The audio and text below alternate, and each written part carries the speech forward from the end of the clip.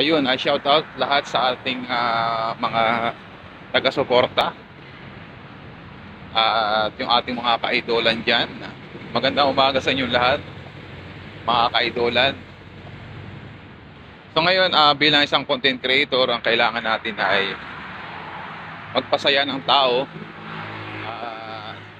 Siyempre yung mayroon silang matututunan. Hindi naman pwede na lagi na lagi tayong yung magpapasaya. Kailangan meron ding knowledge silang makukuha sa ating paggagawa ng video. So yun, bilang isang content creator,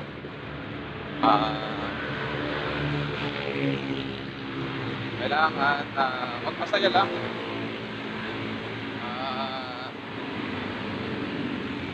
Hindi pa natin hangad yung sabi nga, kumita.